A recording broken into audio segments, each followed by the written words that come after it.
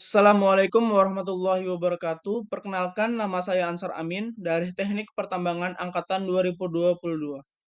Di sini saya akan menjelaskan mengenai materi petunjuk teknik keselamatan bahan peledak dan peledakan dengan dosen pembimbing saya yaitu Pak Alek Al-Hadi, sarjana teknik, magister teknik. Di sini saya akan menjelaskan ada 9 pokok bahasan utama, yaitu pengertian bahan peledak, keselamatan kerja di industri pertambangan, penyimpanan bahan peledak, klasifikasi gudang bahan peledak, tata cara penyimpanan bahan peledak, teknik peledakan, pengangkutan bahan peledak, pekerjaan peledakan, dan peledakan tidur.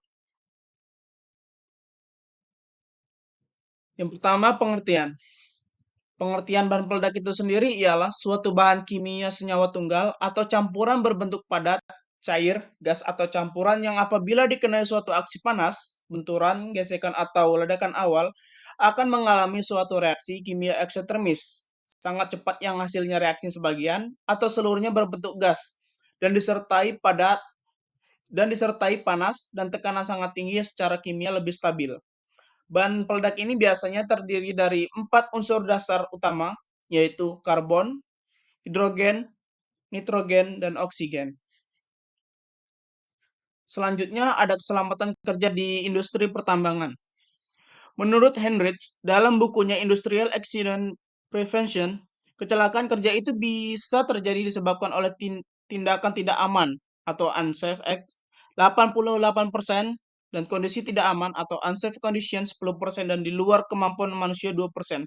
Sedangkan menurut penelitian Lynch, kecelakaan itu disebabkan oleh perbuatan yang membahayakan atau gabungan dari tindakan dan kondisi tidak aman oleh Heinrich 96% dan sumber-sumber lainnya yaitu 4% perbuatan membahayakan dan dirinci lagi yaitu alat pelindung diri 12%, posisi seseorang 30%, perbuatan seseorang 14%, perkakas 20%, alat-alat berat 8%, tata cara kerja 11% dan kedisiplinan 1% dari dua sumber tersebut dapat dikatakan bahwa penyebab kecelakaan pada dasarnya disebabkan oleh tindakan tidak aman atau unsafe acts dan kondisi yang tidak aman atau unsafe condition yang disebabkan oleh faktor pekerja atau manusia human. Berikutnya ada penyimpanan bahan peledak. Bahan peledak harus disimpan dalam kemasan aslinya dan dicantumkan tanggal penyerahan bahan peledak tersebut ke gudang. Tulisan harus jelas pada kemasannya dan mudah dibaca tanpa memindahkan kemasan. Yang kedua, detonator harus disimpan terpisah dengan bahan peledak lainnya di dalam gudang bahan peledak bekas detonator. Bahan peledak bekas detonator tidak boleh disimpan di gudang bahan peledak primer atau di gudang bahan ramuan bahan peledak. Yang keempat, bahan peledak bekas primer dapat disimpan bersama-sama di dalam gudang bahan peledak bekas detonator, tapi tidak boleh disimpan bersama-sama dalam gudang bahan ramuan bahan peledak. Bahan ramuan bahan peledak dapat disimpan bersama-sama di dalam gudang bahan peledak bekas primer dan bekas detonator. Amunisi dan jenis mesio lainnya hanya dapat disimpan dengan bahan peledak lain di dalam gudang bahan peledak apabila ditumpuk pada tempat terpisah dan semua bagian yang terbuat dari besi harus dilapisi dengan plat tembaga atau aluminium atau ditutupi dengan beton sampai 3 meter dari lantai. Yang terakhir itu ada temperatur ruang bahan peledak. Temperatur ruang bahan peledak ini terbagi menjadi dua, yaitu bahan ramuan tidak boleh melebihi 55 derajat Celcius. Yang kedua, peka detonator tidak boleh melebihi 35 derajat Celcius.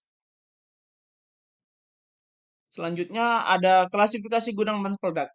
Klasifikasi gudang bahan peledak ini terbagi menjadi 3. Yang pertama ada gudang utama, gudang sementara, dan gudang transit.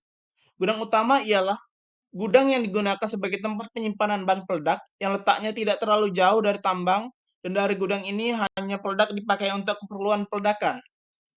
Yang kedua ada gudang sementara. Gudang sementara adalah gudang yang dipergunakan untuk kegiatan pertambangan pada tahap eksplorasi, konstruksi, persiapan penambangan. Yang terakhir ada gudang transit. Gudang transit adalah gudang yang dipergunakan sebagai tempat penyimpanan sementara sebelum diangkut atau dipindahkan ke gudang bahan peledak utama dan berada di dalam WIUP dan atau proyek area. Selanjutnya ada tata cara penyimpanan bahan peledak. Bahan peledak berdasarkan sifatnya hanya dapat disimpan dengan ketentuan. Yang pertama, detonator dilarang disimpan dalam gudang yang sama dengan bahan peledak lainnya dan hanya berada dalam gudang tersendiri yang diizinkan untuk menyimpan detonator. Yang kedua, bahan peledak pekan detonator dilarang disimpan di gudang bahan peledak peka primer atau di gudang bahan ramuan. Bahan peledak peka primer dapat disimpan bersama-sama di dalam gudang bahan peledak peka detonator, tetapi tidak boleh disimpan bersama-sama dalam gudang bahan ramuan. Yang keempat, bahan ramuan dapat disimpan bersama-sama di dalam gudang bahan peledak peka primer atau di dalam gudang bahan peledak peka detonator. Yang kelima, ada bahan ramuan bahan peledak yang berbentuk cair atau agar-agar seperti gel, hanya boleh disimpan dalam gudang berbentuk tangka. Dan yang terakhir, tata cara teknis penyimpanan bahan ramuan, bahan peledak peka primer, dan bahan peledak peka detonator diatur dengan petunjuk teknis yang ditetapkan oleh Direktur Jenderal. Selanjutnya ada teknik peledakan. Untuk menghancurkan batuan, maka bahan peledak harus ditempatkan dalam batuan itu sendiri dengan jarak tertentu di belakang bidang bebas atau free face. Geometri peledakan terdiri atas yang pertama ada burden, spacing, stemming, kedalaman lubang, subdrilling, pola pemboran, arah pemboran, dan fragmentasi. Berikutnya ada pengangkutan bahan peledak. Pengangkutan bahan peledak itu menggunakan kendaraan khusus pengangkut bahan peledak. Selama pengangkutan bahan peledak dari gudang ke lokasi peledakan, harus petugas keamanan dan personel peledakan yang ikut dalam perjalanan pengawalan. Begitu juga sebaliknya jika terdapat bahan peledak sisa yang akan dikembalikan ke gudang bahan peledak dari lokasi peledakan. Selanjutnya ada pekerjaan peledakan. Pekerjaan peledakan dilakukan oleh juru ledak. Juru ledak yang bertugas melaksanakan peledakan atau yang mengawasi pekerjaan peledakan memastikan bahwa setiap tahap pekerjaan dilaksanakan secara aman dan sesuai dengan peraturan dan pedoman peledakan di pertambangan. Juru ledak yang menangani atau mengawasi peledakan memastikan setiap peledak tidak boleh menimbulkan dampak negatif terhadap lingkungan yang melebihi ambang batas yang ditetapkan. Dan terakhir ada peledakan tidur atau biasa disebut sleep blast. Dilakukan dengan ketentuan sebagai berikut. Yang pertama, tidak boleh menggunakan detonator di permukaan lubang ledak. Yang kedua, dilakukan pengamanan terhadap daerah peledakan tidur. Apabila terjadi peledakan tidur yang tidak direncanakan karena masalah tertentu, KTT harus melapor ke KAIT atau Kepala Dinas atas nama KAIT. Baiklah, presentasi dari saya ucapkan terima kasih. Mohon maaf bila banyak kesalahan. Baiklah, saya akhiri. Wassalamualaikum warahmatullahi wabarakatuh.